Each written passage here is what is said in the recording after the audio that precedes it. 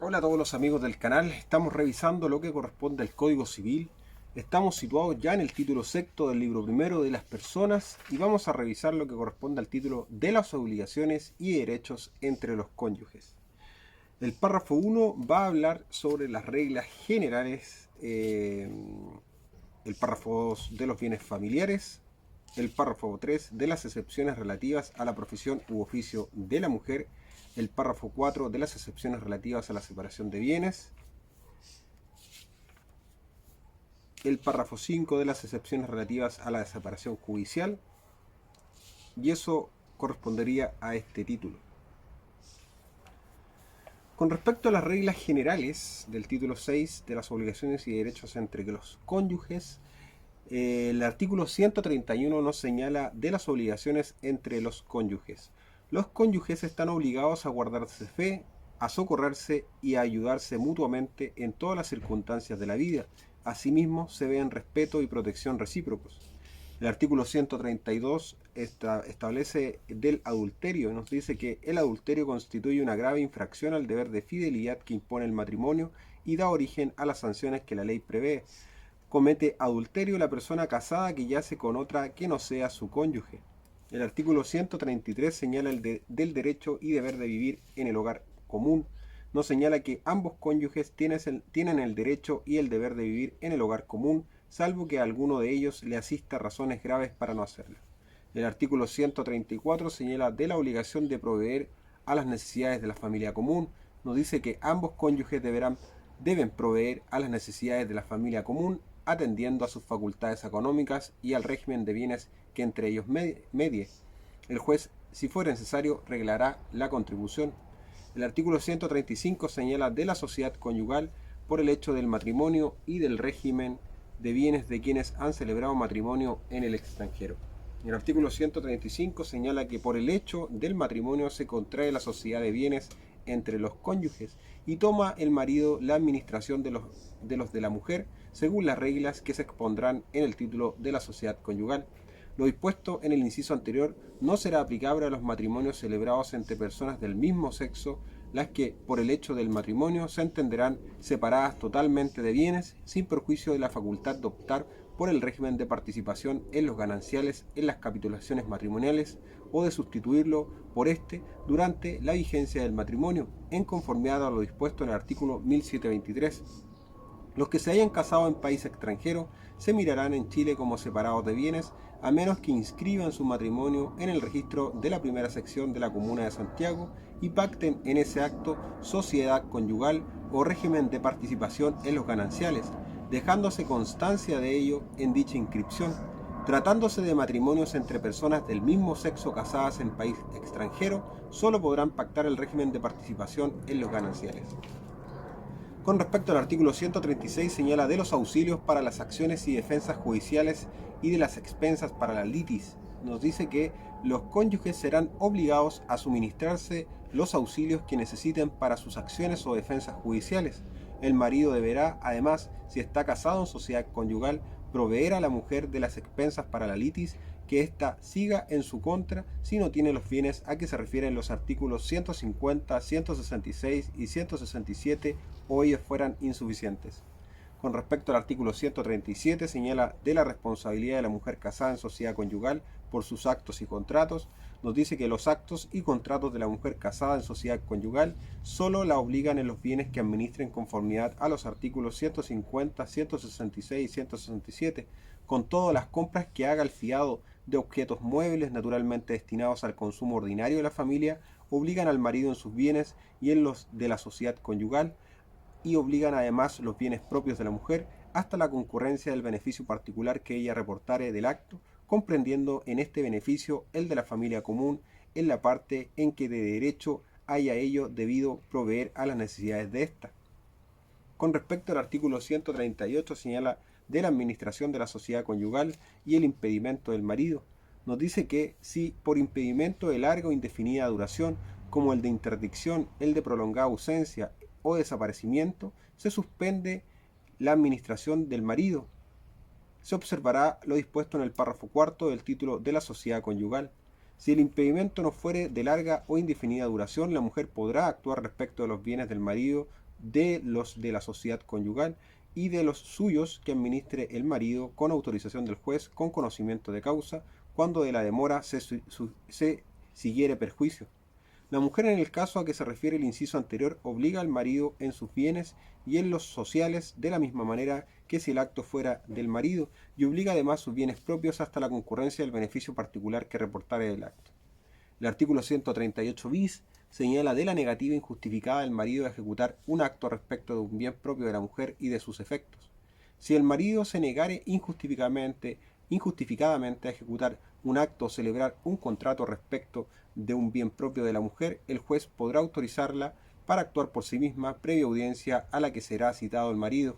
En tal caso, la mujer solo obligará sus bienes propios y los activos de sus patrimonios reservados o especiales de los artículos 150, 166 y 167, mas no obligará al haber social ni a los bienes propios del marido, sino hasta la concurrencia del beneficio que la sociedad o el marido hubieran reportado del acto. Lo mismo se aplicará para nombrar partidor, provocar la partición y para concurrir en ella en los casos en que la mujer tenga parte en la herencia. Con respecto al artículo 139 está derogado, el 140 señala las excepciones a las reglas generales sobre la sociedad conyugal y nos dice que las reglas de los artículos precedentes sufren excepciones o modificaciones por las causas siguientes. 2 puntos. 1. La existencia de bienes familiares. 2. El ejercitar la mujer una profesión, industria, empleo u oficio. 3. La separación de bienes. 4. La separación judicial de los cónyuges. 5. El régimen de participación en los gananciales. De las 4 primeras tratan los párrafos siguientes. De la última, el título 22A del libro cuarto. El segundo párrafo trata de los bienes familiares y nos señala el artículo 141 de los bienes que pueden ser declarados familiares y del procedimiento para hacerlo. El artículo 141 señala que el inmueble de propiedad de cualquiera de los cónyuges que sirva de residencia principal de la familia y los muebles que la guarnecen podrán ser declarados bienes familiares y se regirán por las normas de este párrafo cualquiera sea el régimen de bienes del matrimonio. El juez citará a los interesados a la audiencia preparatoria si no se dedujese oposición. El juez resolverá en la misma audiencia. En caso contrario, o si el juez considerase que faltan antecedentes para resolver, citará a la audiencia de juicio. Con todo, la sola interposición de la demanda transformará provisoriamente en familiar el bien de que se trate. En su primera resolución el juez dispondrá que se anota al margen de la inscripción respectiva la precedente circunstancia. El conservador practicará la subinscripción con el solo mérito del decreto que de oficio le notificará al tribunal. Para los efectos previstos en este artículo, los cónyuges gozarán de privilegio o pobreza.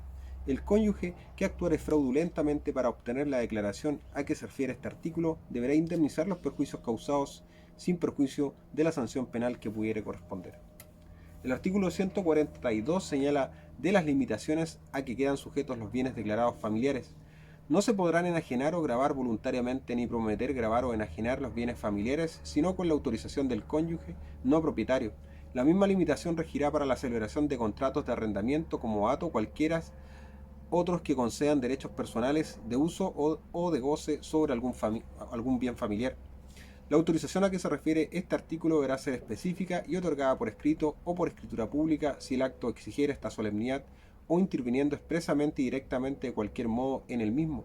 Podrá prestarse en todo caso por medio de mandato especial que conste por escrito o por escritura pública según el caso.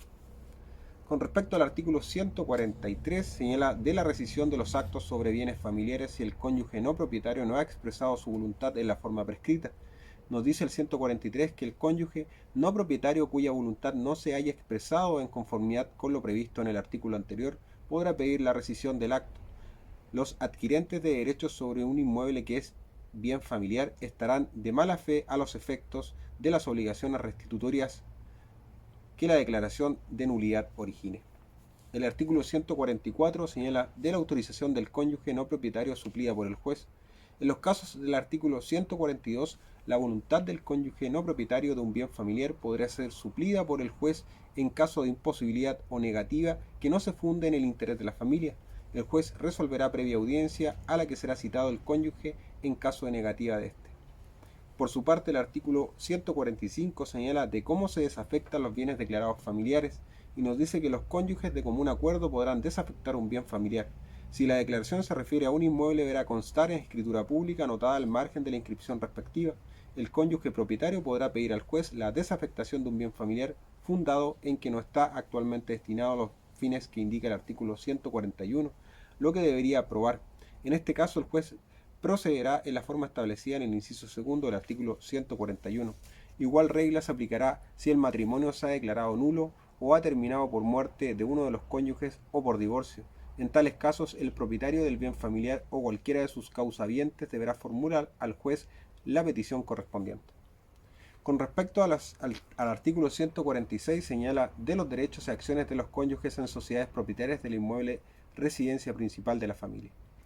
Lo previsto en este párrafo se aplica a los derechos o acciones que los cónyuges tengan en sociedades propietarias de un inmueble que sea residencia principal de la familia.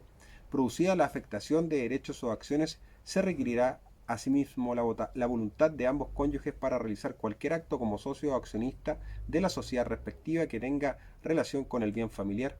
La afectación de derechos se hará por declaración de cualquiera de los cónyuges contenida en escritura pública.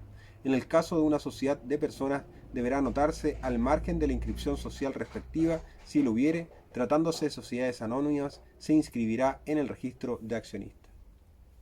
El artículo 147 señala del usufructo, uso o habitación sobre bienes declarados familiares.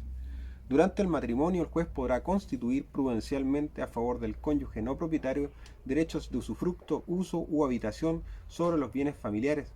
En la constitución de esos derechos y en la fijación del plazo que les pone término, el juez tomará especialmente en cuenta el interés de los hijos cuando los haya y las fuerzas patrimoniales de los cónyuges. El tribunal podrá en estos casos fijar otras obligaciones o modalidades si así parece equitativo. La declaración judicial a que se refiere el inciso anterior servirá como título para todos los efectos legales. La constitución de los mencionados derechos sobre bienes familiares no perjudicará a los acreedores que el cónyuge propietario tenía a la fecha de su constitución, ni aprovechará a los acreedores que el cónyuge no propietario tuviere en cualquier momento. Con respecto al artículo 148 señala el beneficio de exclusión de que gozan los cónyuges y nos dice que los cónyuges reconvenidos gozan del beneficio de exclusión. En consecuencia, cualquiera de ellos podrá exigir que antes de proceder contra los bienes familiares se persiga el crédito en otros bienes del deudor. Las disposiciones del título 36 del libro cuarto sobre la fianza se aplicarán al ejercicio de la exclusión a que se refiere este artículo en cuanto corresponda. Cada vez que en virtud de una acción ejecutiva deducida por un tercero acreedor se disponga el embargo de algún bien familiar de propiedad del cónyuge deudor, el juez dispondrá se notifique personalmente el mandamiento correspondiente al cónyuge no propietario. Esta notificación no afectará los derechos y acciones del cónyuge no propietario sobre dichos bienes. Con respecto al último artículo de este párrafo, señala de la nulidad de las estipulaciones contrarias a las reglas de este párrafo y nos dice que el 149 es nula cualquier estipulación que contravenga las disposiciones de este párrafo. Lo que corresponde ahora es el artículo 150, excepciones relativas a la profesión u oficio de la mujer. Este es el tercer párrafo del título sexto, que corresponde a las obligaciones de derechos a las obligaciones y derechos entre los cónyuges, y el párrafo tercero señala efectivamente las excepciones relativas a la profesión u oficio de la mujer. El artículo 150 señala del patrimonio reservado de la mujer casada y nos dice que la mujer casada de cualquier edad podrá dedicarse libremente al ejercicio de un empleo, oficio, profesión o industria. La mujer casada que desempeña algún empleo o que ejerza una profesión, oficio o industria separados de los de su marido se considerará separada de bienes respecto del ejercicio de ese empleo, oficio, profesión o industria y de lo que en ellos se obtenga, no obstante cualquier estipulación en contrario. Incumbe a la mujer acreditar tanto respecto al marido como de terceros el origen y dominio de los bienes adquiridos en conformidad a este artículo. Para este efecto podrá servirse de todos los medios de prueba establecidos por la ley. Los terceros que contraten con la mujer quedarán cubiertos de toda reclamación que pudiera interponer ella o el marido, sus herederos o cesionarios, fundada en la circunstancia de haber obrado a la mujer fuera de los términos del presente artículo, siempre que no tratándose de bienes comprendidos en los artículos 1754 y 1755, se haya acreditado por la mujer mediante instrumentos públicos o privados a los que se harán referencia en el instrumento que se otorgue al efecto que ejerce o ha ejercido un empleo, oficio, profesión o industria separados de los de su marido. Los actos o contratos celebrados por la mujer en esta administración separada obligarán los bienes comprendidos en ella y los que administre con arreglo a las disposiciones del artículo 166 y 167 y no obligarán los del marido sino con arreglo al artículo 161. Los acreedores del marido no tendrán acción sobre los bienes que la mujer administre en virtud de este artículo, a menos que probaren que el contrato celebrado por él se dio en utilidad de la mujer o de la familia común. Disuelta la sociedad conyugal, los bienes a que este artículo se refiere entrarán en la partición de los gananciales, a menos que la mujer o sus herederos renunciaren a estos últimos, en cuyo caso el marido no responderá por las obligaciones contraídas por la mujer en su administración separada. Si la mujer o sus herederos aceptaren los gananciales, el marido responderá a esas obligaciones hasta la concurrencia del valor de la mitad de esos bienes que existan al disolverse la sociedad. Más para gozar de este beneficio deberá aprobar el exceso de la contribución que se le exige con arreglo al artículo 1777. El artículo 151 está derogado. Después viene el párrafo cuarto de las excepciones relativas a la separación de bienes. Señala de la separación de bienes el artículo 152, nos dice que la separación de bienes es la que se efectúa sin separación judicial en virtud de decreto del tribunal competente, por disposición de la ley o por convención de las partes. El artículo 153 señala la prohibición de renuncia de la facultad de pedir separación de bienes. La mujer no podrá renunciar en las capitulaciones matrimoniales la facultad de pedir la separación de bienes a que le dan derecho las leyes. El artículo 154 está derogado. El 155 señala de las causas de separación judicial de bienes y nos dice que el juez decretará la separación de bienes en el caso de insolvencia o administración fraudulenta del marido. También la decretará si el marido por su culpa no cumple con las obligaciones que imponen los artículos 131 y 134 o incurre en alguna causal de separación judicial según los términos de la ley de matrimonio civil. En caso de ausencia injustificada del marido por más de un año, la mujer podrá pedir la separación de bienes. Lo mismo ocurrirá si, sin mediar ausencia, existe separación de hecho de los cónyuges. Si los negocios del marido se hallan en mal estado por consecuencia de especulaciones aventuradas o de una administración errónea o descuidada, o hay riesgo inminente de ello, podrá oponerse a la separación prestando fianza o hipotecas que aseguren suficientemente los intereses de la mujer. El artículo 156 señala de las seguridades durante la tramitación de la separación de bienes y nos dice que demandada la separación de bienes podrá el juez a petición de la mujer tomar las providencias que estime conducentes a la seguridad de los intereses de ésta mientras dure el juicio. En el caso del inciso tercero del artículo anterior, podrá el juez en cualquier tiempo, a petición de la mujer, procediendo con conocimiento de causa, tomar iguales providencias antes de que se demande la separación de bienes, exigiendo caución de resultas a la mujer si lo estimare conveniente. El artículo 157 señala la prueba confesional en el juicio de separación de bienes y nos dice que en el juicio de separación de bienes por el mal estado de los negocios del marido, la confesión de éste no hace prueba. El artículo 158 señala de la extensión de las reglas precedentes a la participación en los gananciales y nos dice que lo que en los artículos anteriores de este párrafo se dice del marido o de la mujer se aplica indistintamente a los cónyuges en el régimen de participación en los gananciales. Una vez decretada la separación, se procederá a la división de los gananciales y al pago de recompensas o al cálculo del crédito de participación en los gananciales según cuál fuere el régimen que se pone término.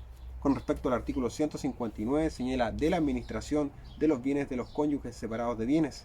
Nos dice que los cónyuges separados de bienes administran con plena independencia el uno del otro los bienes que tenían antes del matrimonio y los que adquieren durante este a cualquier título. Si los cónyuges se separaren de bienes durante el matrimonio, la administración separada comprende los bienes obtenidos como producto de la liquidación de la sociedad conyugal o del régimen de participación en los gananciales que hubiera existido entre ellos, lo anterior es sin perjuicio de lo dispuesto en el párrafo segundo del título sexto del libro primero de este código. El artículo 160 señala de las necesidades de la familia en el estado de separación y nos dice que en el estado de separación ambos cónyuges deben proveer a las necesidades de la familia común a proporción de sus facultades. El juez, en caso de necesario, reglará la contribución.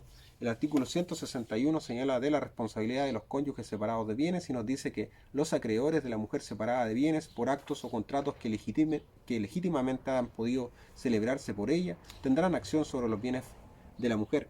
el marido no será responsable con sus bienes sino cuando hubiere accedido como fiador o de otro modo a las obligaciones contraídas por la mujer.